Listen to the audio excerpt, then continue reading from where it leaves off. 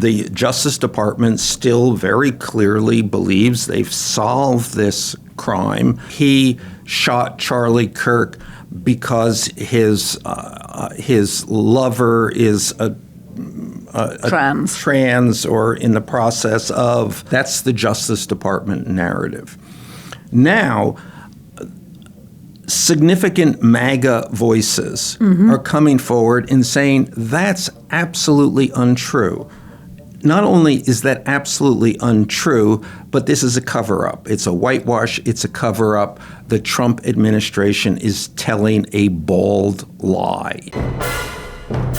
Michael Wolff. We're here. We're here. You're here. I'm here. I know. I'm very pleased to be back in the office, in our studio, after 2 weeks sitting at home nursing hip surgery. And now I'm back and ready to get back on the tennis court with you, the verbal tennis court. Shoot. Well, shoot. Serve. I'm going to lob. But first we have to discuss where we're going. Because there may be new people who haven't seen this podcast. There may be people who've watched it occasionally. We are going inside Trump's head. But I want to say we are going there because other people don't. That the whole narrative about Donald Trump is an exterior narrative. People watching what this guy does and trying to make sense of it. And our thesis is you can't. Right. You got to come from the other side. This is all the product of one of the most peculiar minds ever to assume political leadership. And I have often found, and certainly as I was growing up, it very difficult to follow politics because it was always covered in this dry sort of policy format way, which made it very uninteresting. Well, politicians are dry. Politics should be dry. Politicians, at their best, are dry. They are policy people, technocrats. Right, who get things done, right? And who don't want to make it. The world is in balance when politics is boring and dry. The world now is out of balance because politics is so... it is, to say the least, too interesting. Well, and Donald Trump is a creature of television, as we have both talked about frequently. He knows how to perform. We are living at a time of unprecedented social media and access to audiences, and every day he puts on a different performance. Well, but even beyond that, like an actor or like many actors, he's a sociopath. Right, I'm thinking of my actor friends. So it is all about his attention, the attention he can get, the attention that he needs. So, I mean, that's a totally a political motivation, the likes of which we really never have seen, when it's just all about attention, all about his needs. So that's why we are inside Trump's head. Right, trying to figure out what his next move will be. And the thing that I find so extraordinary about him is just his ability to hold that attention. Even the most sociopathic actors need a bit of downtime. But one senses with Donald Trump, he doesn't want downtime. Downtime would be horrible for Donald Trump. Downtime is where he spirals. What he wants is just the attention on him all the time. Because there is no there in there.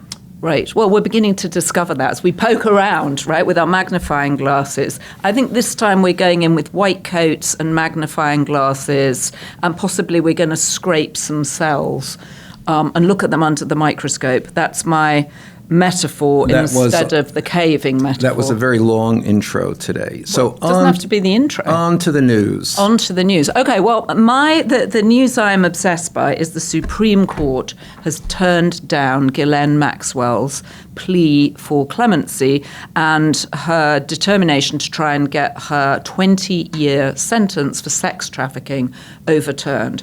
And as we saw yesterday, this puts our friend Donald Trump in a very tricky position. Yeah, and just let me say, this is no surprise that she was turned down. Of course not. I mean, it was ludicrous that it would even get to the Supreme Court, even this Supreme Court. Right. Well, it did not get to the Supreme Court. They refused to put it on their docket. Right. And so, but the interesting moment was when then he was confronted on this issue by Caitlin Collins. Of CNN. Of CNN. And she asked if he was going to pardon Ghislaine Maxwell. And at that moment, he put on his Epstein face. His Epstein face. I love it. And the Epstein face is like, Epstein, yes. That kind of rings a bell. Epstein. Yes. Yeah. And did we work together years ago on a construction project, maybe? Epstein. Palm Beach. And that's how he responded about Ghislaine. Ghislaine, yes. Yeah, I haven't heard that name in a long time. Yeah, haven't heard that name in a long time. Just 3 weeks ago, right. He sent the number two, his personal lawyer, the number two in the Justice Department, down to where she is in prison. And he sent Todd Blanche to Tallahassee, which has nice alliteration, and then a week later, Ghislaine Maxwell is suddenly transferred to a low-security jail in Texas, where she has a sister living nearby. Club Fed, yes. Club Fed. But Trump is, Well, and then also he says he has to look at it. Yeah. He has to look into it. I'm going to look into it. Well, will you pardon her? Well, we'll discuss it with my Justice Department. I am told. I have to discuss it. Right. Maybe. It's so. If you were going on his Epstein face, which I'm now going to start looking out for. Would you say what would you say the odds are that Ghislaine does get a pardon from the president? Overwhelming. Overwhelming, right? Because she's now thinking about all the things she's got on him, right? Well, I think a deal has been cut. Oh, you think the deal's already been cut? Totally. Right. Yes. So when how soon? By Thursday, possibly. I'd say more conservatively, we're out 6 months or so. Wow. But, that's just astonishing. I mean, does it depend on the release of the Epstein files? And what's happened to the Epstein files? Because we know they've now got the votes. There were the special elections, which were won by Democrats in Arizona, and I can't remember where the other one was. Was it Virginia? And now there are 218 votes for the release of the Epstein file because 4 Republicans crossed the House, Thomas Massie and the 3 women, Lauren Boebert, Marjorie Taylor Greene, and who's the other one? Nancy Mace. I think that sooner or later there will be a vote to release the Epstein files per se. What that ultimately results in, we don't know, because they don't know. They're saying release something and we don't know what it is that we're asking you to release. But we do know because Elon tweeted it out and then deleted his tweet that Donald Trump is in it many times. Yeah, but we don't know that. So what we will ultimately see is pieces of this that come out redacted every which way. So this is we've built this up as a solution to this, and it is not a solution. But nevertheless, and it will continue to be this roiled issue. Okay. So also part of this roiled issue is the suggestion that Jeffrey Epstein was a Mossad agent. And this is all caught up inside these new conspiracies coming out of the Charlie Kirk murder, which appeared at first to be very straightforward. It was a guy called Tyler Robinson. He was caught on video jumping down off the roof where it looked like he had the easiest access to assassinate Charlie Kirk. And now it feels like all those things are up for grabs. Well, let's delineate the sides here. So that's not the consensus. The Justice Department still very clearly believes they've solved this crime. They have their culprit. Tyler Robinson. It happened. I mean, he shot Charlie Kirk because his lover is a trans or in the process of. That's the Justice Department narrative. Now, significant MAGA voices are coming forward and saying that's absolutely untrue. Not only is that absolutely untrue, but this is a cover-up. It's a whitewash. It's a cover-up. The Trump administration is telling a bald lie. Okay. Tyler Robinson, and this, I am channeling what they're saying. I believe all this is nutso. But their view is that Tyler Robinson is a fall guy. They set him up.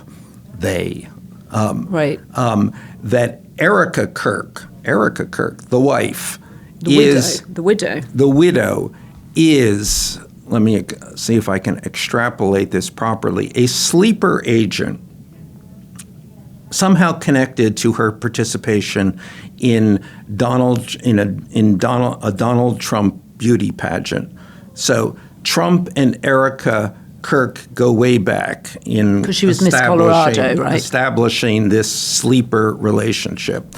She's activated to monitor Charlie Kirk, and then appears to be complicit in the MAGA view, or the view of some of these MAGA voices, in her husband's murder. But the real culprit in the murder is Israel. And they have murdered Charlie Kirk because he was expressing doubts about Israel's actions in Gaza, and then apparently about to break with Israel and the general Republican Party in a much more dramatic way. So Charlie Kirk was therefore, at that point, taken out. Now, the implications here, I mean, I think the largest this is, again, let me repeat, this is real nutso stuff. But I will say, never discount nutso on the right. Well, and also I went down a spiral of this stuff, and there is so much of it out there online. I mean, it's all over the place.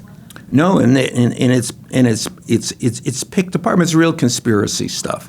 I mean, it's like all of these conspiracy. Nothing is what it should be. Every detail is compromised by another detail.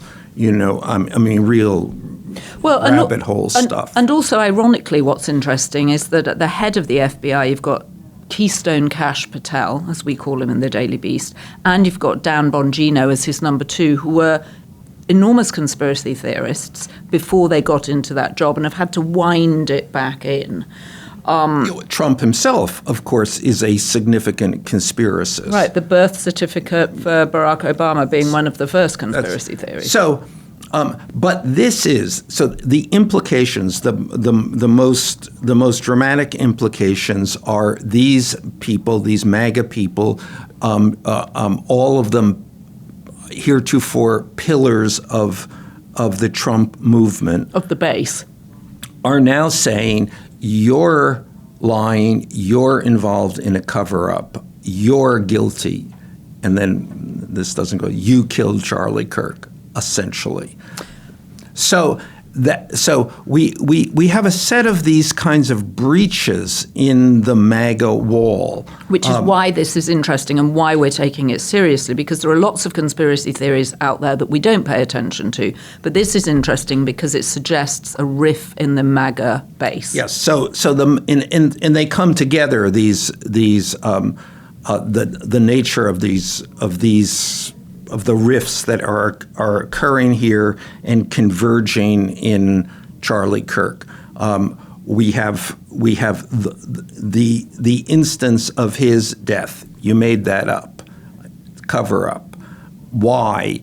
Because you, the Trump White House, are complicit in Israel's savage attack on Gaza, continuing attack. And we, these MAGA voices, no longer accept that. So, and this is a big breach. Support for Israel has been a pillar again of the Republican leadership and of the evangelical movement. And so, with Trump at the center of it, Trump has been. Trump does not say no to Bibi Netanyahu. It would appear, and actually these MAGA voices insist on that. One of the other points is, and they keep repeating this, is that Bibi Netanyahu is said to have said something like, "I run Trump" or "I run America." I think a lot of people are saying that. So, and there's an enormous umbrage. Tucker Carlson is very much, how could anyone say this about my country? I can't tolerate that. This is a humiliation. So let's talk a little bit about where is Tucker Carlson on this, because this has gone from being one of those fringe conversations to suddenly the big MAGA voices, Megyn Kelly, Tucker Carlson, Candace Owens, are now discussing Nick this. Nick Fuentes, very important. Nick Fuentes, who's gone on a tirade about Erica Kirk, saying that, nothing was normal about the way she behaved at that memorial. He was saying that there was something strange and odd about the whole thing, and he wasn't buying it. But Tucker is one of the foremost voices in this community. You've known him for years. You've known Tucker for years. I remember him when he was on MSNBC as a contributor, when I first moved to America. Where is he on all this now? Well, he's a central part of it, and I have known him, and I've liked Tucker, and we've had a long relationship, over 25 years, basically. And I've spent time talking to Tucker about many of these issues, not directly about Charlie Kirk, but about certainly about his relationship to Trump and his relationship to evangelicals, and I'm pretty well versed in Tuckerism. Is Tucker a Christian nationalist, which is this movement that's emerging out of Charlie Kirk's death? I think he is aligning himself with Christian nationalism, and we should define that because it's actually in the process of being defined. This was a notion that really never existed or existed only on the fringe, and now is moving into the center, into a MAGA, again, another pillar of the MAGA movement. But I think you should let's look at Tucker, and he's representative in this way, as someone thinking about what comes after Donald Trump. Oh, okay.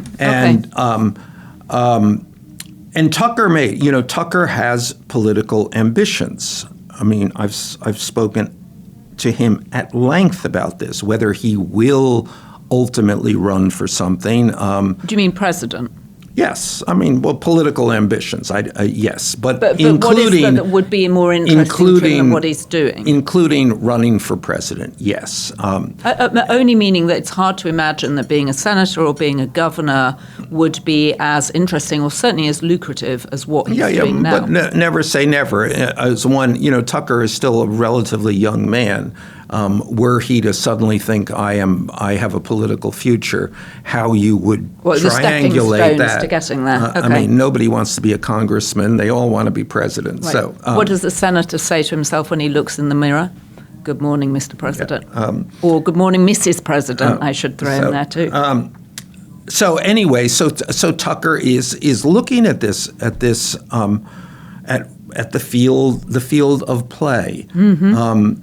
And one of the things that if you're Tucker Carlson or and anyone else with designs, you have to look at J.D. Vance.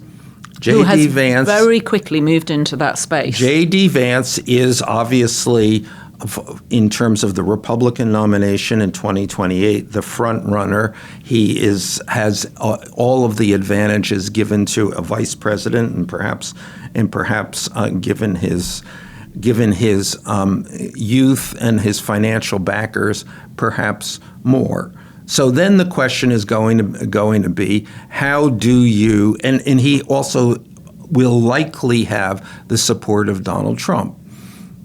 Will he, though? Donald Trump. I was going to say that's a mixed bag. Yes, and Donald Trump poison chalice of Donald Trump is, support. as we know, a bitch. So we don't know what he will do. But let's just assume at this point. And I would like to point out that on previous podcasts, you have specifically said the last thing Donald Trump wants is to be followed by a Republican. Yeah, no, he will undermine whoever it is. Exactly. But if you're looking toward that nomination, you got to say, well, how do we what's the edge on J.D. Vance? And if you triangulate Vance to be on the wrong side of Charlie Kirk, mm-hmm. So let's reconfigure this here, that the mantle that you want is not the Donald Trump's mantle, it's Charlie Kirk's mantle. And let us not forget that J.D. Vance flew Charlie Kirk's coffin back from the University of Utah, the hospital in Utah where Charlie was treated, to Arizona where he lived. Usha Vance emerged. That will shortly, if it has not already, become part of the cover-up. The conspiracy. There was no coffin. It wasn't true. It wasn't Charlie in there. Exactly. But they had Usha Vance descending the stairs of Air Force 2 with Erica Kirk. They were holding hands. Erica Kirk, I think Usha Vance was the only person that got a shout out, apart from Donald Trump and Charlie, in the 30-minute speech that Erica Kirk gave. Because they are co-conspirators, of course. Of course.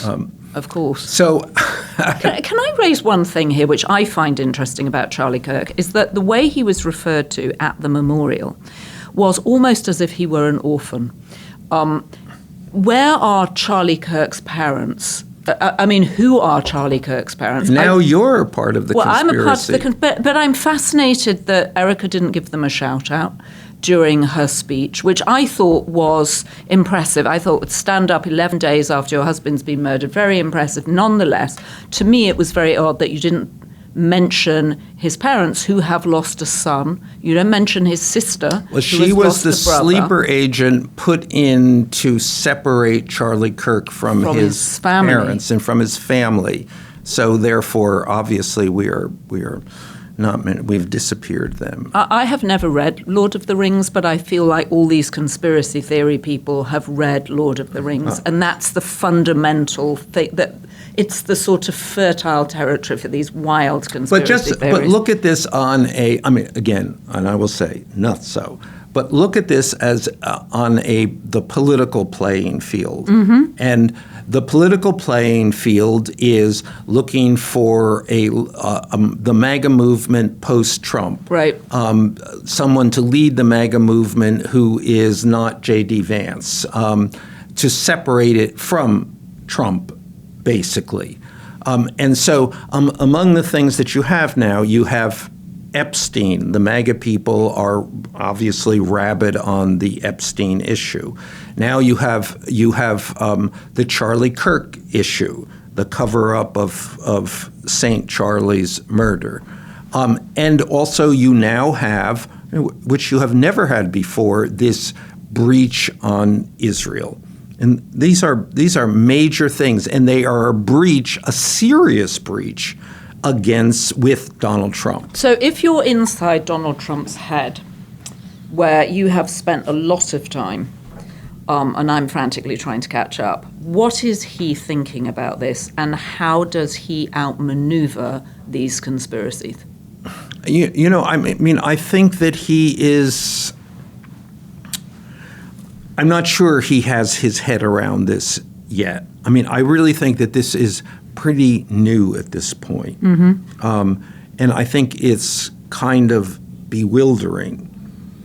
So what happens? I mean, there was recently a call from Tablet magazine. Tablet magazine is a conservative Jewish magazine, very quite right wing, very much on the Trump side, and of course very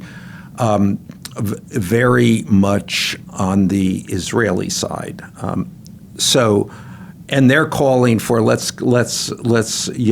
cut off Tucker Carlson. Let's eliminate him from the.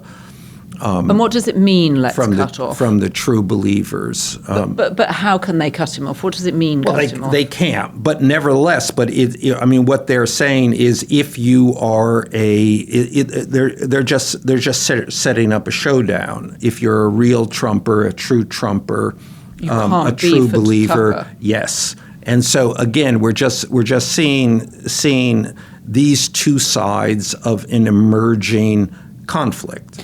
And Megyn Kelly did an interesting podcast where she was talking about Charlie Kirk and some of his more conservative Jewish funders who had been at the beginning of Turning Point USA, Charlie Kirk's organization, had, as I think Charlie was spending more time on college campuses and understanding that there was less support for Israel than traditionally because of Gaza, he was coming under pressure from them.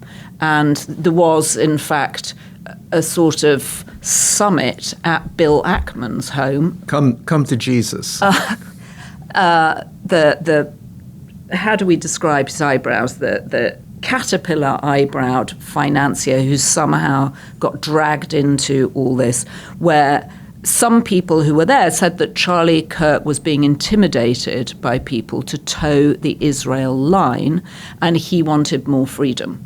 And Bill Ackman had brought people together in his lovely Hamptons home to discuss this. And then afterwards Bill Ackman had to come out and put out a tweet saying, actually, I didn't try to intimidate Charlie. I would never do that. But nevertheless, Charlie felt that. Yeah, no, again, what we have here is the makings of a serious breach in the Trump base. I mean, that's what's significant about this. So fascinating to see how he dodges it or keeps the ball moving down the road. And let's come back to this Christian nationalist thing. Because so Christian nationalism is separate to evangelism. Okay, obviously there's a crossover, but the evangelicals have traditionally been not all that interested in politics. They've really only had one issue, one central issue, and that's abortion. The Christian nationalists have a whole they have a wide political agenda. Including a family values, right, get married young, agenda, have children, but also a foreign policy agenda, and also an agenda that has to do with equity, with the whole.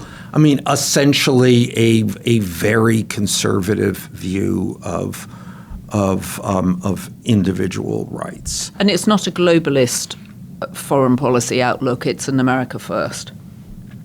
It's a sort of essentially isolationist. Yes, but that becomes actually a very meaningful foreign policy view, and a view very much antagonistic to the Trump White House. And it is, let's not avoid the question. It is fundamentally, there's a reason it is called Christian nationalism. It's a white movement. It's tinged with all kinds of racial or racist undertones and overtones, and it is Christian nationalism necessarily anti-Semitic. So if I'm Donald Trump, am I thinking, how does this impact my development on the Gaza Riviera? That Tony Blair is going to contract manage for me. Is Tony Blair going to be basically the general contractor of Gaza? Yeah. And also Trump's relationship with Netanyahu, which could not be, by all appearances, closer. And whereas the Christian nationalists have now to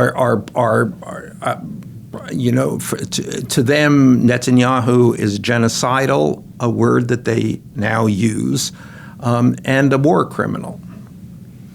So I don't know. This is a pretty serious breach. It's extremely interesting. Are we becoming conspiracy theorists here? It's very hard not to go down. Well, no. We're just analyzing the politics of this. This is ridiculous. It's nutso. Everything they're saying about Charlie Kirk and who murdered Charlie Kirk and why is it's cray. If you've just joined us, we think it's cray. So but that doesn't matter. This is just, as most conspiracy theories are, it has a different purpose than the truth. Right. And its purpose there is to take Charlie Kirk. It's a fight over the body of Charlie Kirk, effectively. Charlie Kirk has been, partly because of the Trump White House, has been built up to be this, the baby Jesus of the MAGA movement. Well, and Trump's successor, right? A lot of people saying, he was going to be Trump's successor. He wasn't quite old enough, but Trump was saying, he would have been president. Well, whatever. He was the baby Jesus, the future, the savior, the whatever. And now the question is who inherits that mantle? Who is the real? Who would Charlie Kirk have bestowed his blessings on? And it's interesting that Charlie Kirk, much of what Charlie Kirk was about was a religious movement masked as a political movement. But now this really becomes a religious issue. He is the Jesus figure that people are fighting over. Who is the real believer, the true loyalist to Charlie Kirk, not to Donald Trump. And that's the interesting thing at this point. And how do Christian nationalists, who certainly, as Charlie Kirk would say it, get married early, if you're a man, be a spiritual leader to your family, have lots of children. Many of the values he was espousing are traditional American values. How do Christian nationalists square Donald Trump's own very complicated past with women? Well, that goes to, and I think that goes to many of the Epstein questions. Much of Donald Trump's political career is a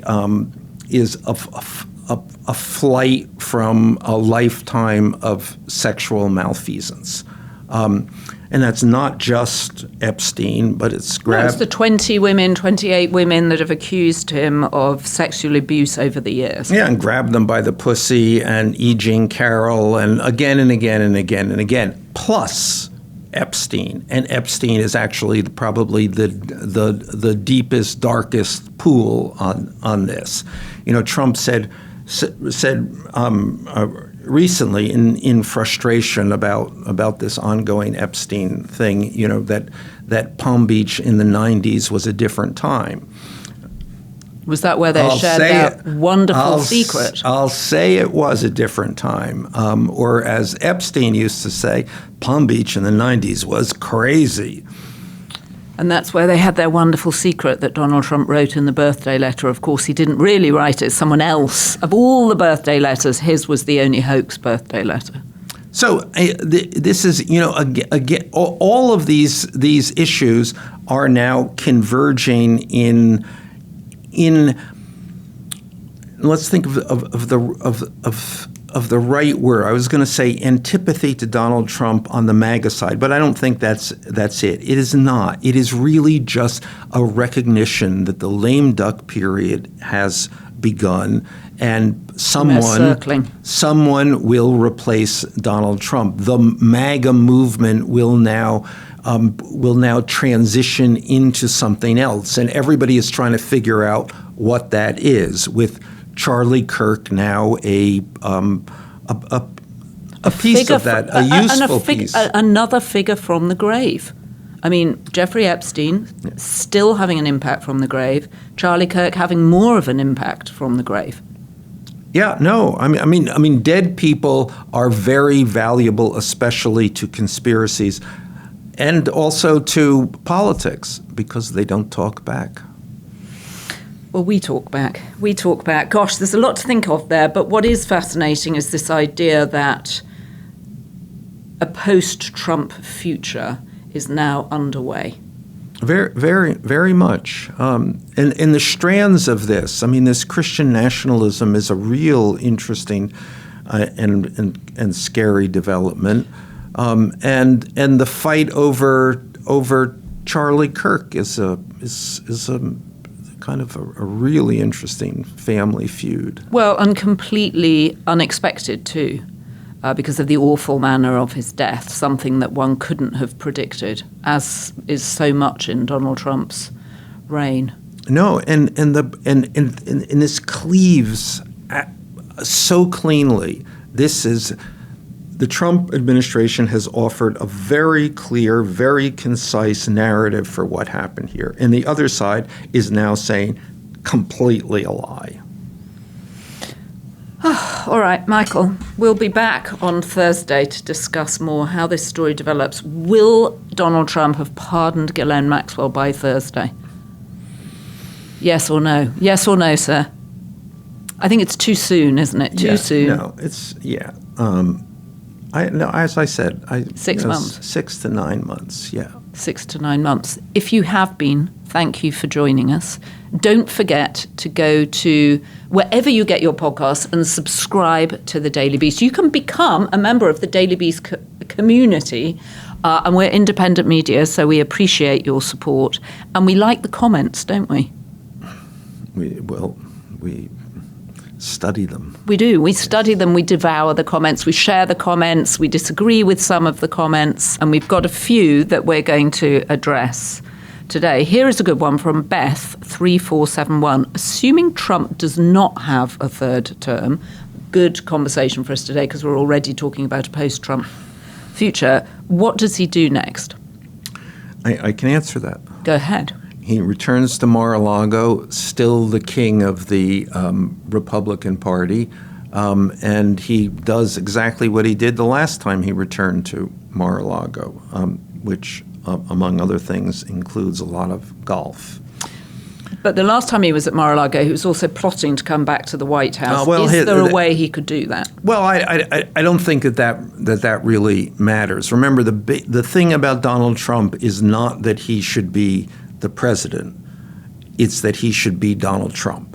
So as long as he is in his own mind and in the mind of the base, Donald Trump, he's a happy man. And does that mean, yes, he will conduct himself as the once and future president until he dies? Well, the always president. All right, here's another question from Peter Sell, 1796. Aside from all things Epstein and or Putin, is there another person or entity which makes him paranoid or perhaps fearful? His wife. I was just going. We've seen Melania a little bit more recently. Is that significant? I mean, she was at the Windsor Castle. I don't think she's. She was at the UN. She was at Windsor Castle. She got stuck on the elevator with him. Yeah. Well, I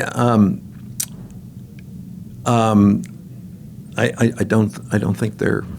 You don't think rekindling? Okay, they're not rekindling. They're not rekindling because we know that Barron has, in theory, gone down to the NYU campus in DC, right? And we know that she likes to be near Barron. That's so what is they she say. there, Yeah, or do possibly. you think she's still in Trump Tower? Well, she still is based here. Yes, She's still based in New York. She's not in the White House. She's not in the White House. Okay, and as you say, when she turns up at the White House, people treat her as a guest. She's probably got to sign in. Here's a good question from Kristen Rice Simonson. Michael, question. To what extent does Trump's chronic lack of sleep affect his mental capabilities? Are the Adderall rumors from the past true?